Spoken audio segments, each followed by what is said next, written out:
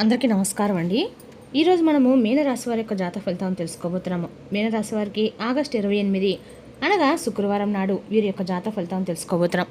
అయితే మీనరాశి వారు ఎవరైతే ఇప్పుడే కొత్తగా మన ఛానల్ చూస్తున్నారో దయచేసి ఛానల్ సబ్స్క్రైబ్ చేసుకొని వీడియోకి లైక్ చేసి సపోర్ట్ చేయడం మాత్రం మర్చిపోకండి.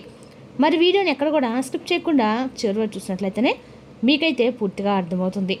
రేపటి రోజున మీ యొక్క రాశి ఫలితాల ప్రకారం మీకు ఏ విధంగా ఉండబోతుందో తప్పకుండా తెలుసుకుందాము. మరి అంతకన్నా ముందుగా ప్రతి ఒక్కరికి కూడా ఏదో సమస్య ఉంటుందండి. సమస్యలు అంటే ఉండరు కదా. మరి ఆ సమస్యల పరిష్కారం కోసం ఎక్కడెక్కడికో వెళ్ళి జ్యోతిష్యం చెప్పించుకొని నిరాశ చెంది ఉంటే ఒకసారి మన గురుగారిని కాంటాక్ట్ అవ్వండి. సకల దేవత ఆశీస్సులతో జ్యోతిష్య ఇబ్బంది మన గురుగారు అఘోర తాంత్రికతో స్త్రీ పురుష వశకం చేస్తారు. ప్రత్యేకమైన పూజలు చేసి భార్యాభర్తల సమస్యలు, మానసిక సమస్యలు, ప్రేమ పెళ్లి సమస్యలు, విద్య, ఉద్యోగం, వ్యాపారం ఎటువంటి సమస్యలకైనా 100% పరిష్కారం చూపిస్తారండి.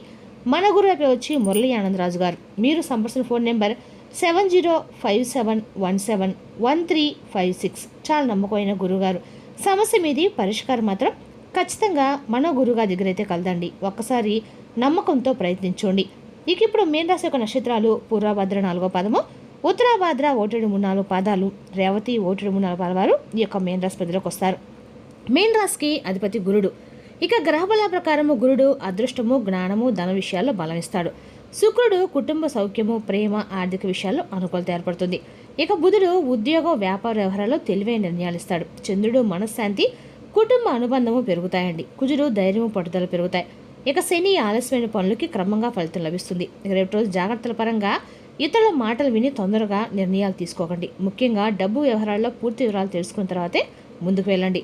ఇక రేపు రోజున శుక్రవారం మహాలక్ష్మీదేవిని భక్తితో ఆరాధించండి. ఓం శ్రీ మహాలక్ష్మి నమః అని మంత్ర జపం చేయండి. అమ్మవారికి తెల్లని పూలు సమర్పించి దీపం వెలిగించడము అనేది కాకుండా శుభప్రదము. రేపు రోజు మహాలక్ష్మీదేవి ఆరాధన మీన రాశి వారికి శుభప్రదంగా ఉంటుందండి. ధన స్థిరత్వము, కుటుంబ సౌఖ్యము, మనశ్శాంతి కోసము అమ్మవారిని ప్రార్థించండి. అమ్మవారికి నెయ్యి దీపం వెలిగించి కనకదార స్తోత్రం పారాయణించడం ద్వారా మీ కోరికలు ఖచ్చితంగా నెరవేరుతాయి. రేపటి రోజున మీ జీవితంలో ఎందుకంటే మధ్యాహ్నం 2:30 తర్వాత మీ జీవితంలో ఊహించినటువంటి ఒక మార్పు అనేది రాబోతుంది.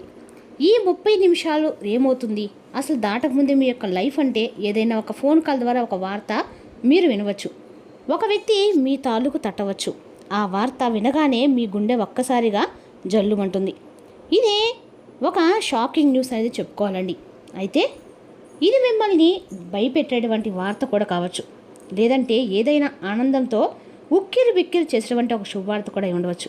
మరైతే ఈ వీడియో మీ జీవితాన్ని తప్పకుండా మలుపై తిప్పుతుందండి. కాబట్టి మీరు కూడా ఈ వీడియోని ఎక్కడ కూడా స్కిప్ చేయకుండా చివరి చూస్తేనే మీకు ప్రతి ఒక్క విషయం కూడా క్లియర్గా అర్థమవుతుంది. ఇక సాధారణంగానే ఏంటంటే ఈ రాశివారు చాలా చాలా తెలివిగలవారు, చాలా గొప్ప తెలివితేటలు కలిగిన వారు, అలాగే మంచి దూరదృష్టి కూడా కలిగిన వారని చెప్పుకోవాలి. అంతేకాకుండా ఏదైనా ఒక విషయం జరిగే ముందు మీకు ఒక రకమైనటువంటి సూచన, అలాగే అంతర్బోబా అంటారే, ఏదైనా ఇలా జరుగుతుంది, జరగబోతుందని చెప్పేసి మీ మనసు కనిపిస్తుంది. కానీ ఈ మధ్యకాలంలో మీ మనసు ముద్దుబారిపోయేట్లుగా కూడా మీకు కనిపిస్తుంది కదా. అంటే మీరు అనుకున్నవి ఏవి కూడా పూర్తిగా వర్కౌట్ కావడం లేదండి. గత కొన్ని రోజులుగా ఎటువారు కూడా మిమ్మల్ని అర్థం చేసుకోవడం లేదనేటువంటి బాధ కూడా మీలో ఒకంత బలంగానే ఉంది. మరైతే మీ గుండె లోతుల్లో ఏదో ఒక అద్భుతం అంటే జరగబోతుందని చెప్పి మీరు మాత్రం మనసులో పూర్తిగా ఏదో ఒక విషయంలో నమ్ముతూనే ఉంటారు. అయినప్పటికీ గత కొన్ని సంవత్సరాలుగా మీరు గందరగోళమైన పరిస్థితులు చిక్కున్నారు. చెప్పాలంటే ముఖ్యంగా అటు ఆర్థిక పరంగా కావచ్చు, లేదంటే ఒక ముఖ్యమైన ఏదైనా డాక్యుమెంట్ విషయంలో కావచ్చు, భూమి విషయంలో కావచ్చు, మీరు ఎదురుచూపులు చూస్తూ ఉన్నారు. అసలు ఇది జరుగుతుందా లేదా అనేటువంటి ఒక రకమైనటువంటి సందిగ్ధంలో మీరు కొట్టుమిట్టాడుతూ ఉన్నటువంటి పరిస్థితులు కూడా కనిపిస్తూ ఉన్నాయి. మరైతే మీరు బాగా నమ్మినటువంటి కొంతమంది వ్యక్తులు కూడా మీ మీద నెగిటివ్గా సమాచారం చేస్తూ ఉండటము. అయితే ఈ రేపటి రోజున మధ్యాహ్నం మీరు ఈ టెన్షన్స్కి కానీ లేదంటే తర్వాత జరగబోయేటువంటి అంశం అనేది కానీ తెలుసుకుంటే ఇది చాలా చాలా ప్రత్యేకంగా మీ జీవితంలో ఉండబోతుందండి. ఇప్పుడు అసలు విషయానికి వస్తే కనుక రేపటి రోజున మధ్యాహ్నము 2:30 తర్వాత లోపు మీకు ఒక వార్త అయితే అందుతుందండి. ఆ వార్త ఏమిటంటే కనుక ఆ వార్త మీ జీవితంలో ఎన్నో రకాల మలుపులు కూడా తిప్పుతుంది. అంటే ఇది మీరు ఎప్పుడో ఆశ విడుచుకున్నటువంటి ఒక పాత విషయం అనేది గురించి కూడా మీరు ఆ చర్చ అనేది కావచ్చండి. అదేంటంటే మీ ఆస్తి తగాదాలు ఏదైనా ఉంటే మీకు బాగా దానికి సంబంధించి విజయానికి కారణం కావచ్చు. లేదా మీరు ఎంతో కాలంగా ఎదుర్కొన్నటువంటి ఒక విదేశీ ప్రయాణం అయి ఉండవచ్చు. ఇంకా లేదంటే ఒక భారీ మొత్తం ఏదైనా ధనం అనేది మీ యొక్క అకౌంట్లోకి జంప్ అవ్వడం కానీ అయి ఉండవచ్చు. మరి ఇది మీకు శుభపరిణామం అని చెప్పుకోవాలి కదండి. అందులో కూడా ఒక ట్విస్ట్ ఉందండి. ఈ వార్త వినగా నేరుగా అయితే మీకు ఆ వార్త రాదండి. ఏదైనా ఒక వ్యక్తి ద్వారా హఠాత్తుగా ఆ వార్త అనేది మిమ్మల్ని చేరుకుంటుంది. మీ గుండె ఎందుకు జల్లుమంటుందంటే ఆ వార్త వినగానే మీ గుండె జల్లుమంటానికి 2 రకాల కారణాలు అయితే లేకపోలేదు. మొదటిది ఏంటంటే నమ్మలేనటువంటి ఒక నిజం, అంటే మీరు ఇది అసలు సాధ్యం కాదు కదా అని చెప్పి పూర్తిగా ఫిక్స్ అయిపోయినటువంటి నిజం, కానీ అది సాధ్యమైపోయిందని చెప్పి వినగానే మీ యొక్క మెదడు క్షణంలోనే మొద్దుబారినట్లుగా అయిపోతుంది. అంటే ఆశ్చర్యపోతారన్నమాట. ఆ షాక్ వల్ల వచ్చేటువంటి ఎమోషన్ ఏదైతే ఉందో అది మీ గుండెను కూడా తాగుతుంది. ఇక ఆ వార్తతో పాటుగా ఒక పాత వ్యక్తి పేరు కూడా మీకు బయటకు వస్తుందండి. అతను లేదా ఆమె మరలా మీ యొక్క జీవితంలోకి వారు రావటం అనేది కూడా జరుగుతుంది. వారు వచ్చారా అనేటువంటి ఒక షాకింగ్ అనేది కూడా మీలో కలుగుతుంది. అది ఆనందం అలాగే భయం రెండూ కలగలిపినటువంటి ఒక రకమైనటువంటి గొప్ప అనుభూతిలాగా మీకు అనిపిస్తుంది. ఈ అనుభూతి కారణంగా ఏంటంటే మీకు ఊహించని విధంగా వచ్చేటువంటి ఆ యొక్క వార్త కారణంగా మీరు ఒక్కసారిగా ఆశ్చర్యపోయేటువంటి అవకాశాలు కూడా చాలా అంటే చాలా ఎక్కువగానే అనిపిస్తున్నాయి.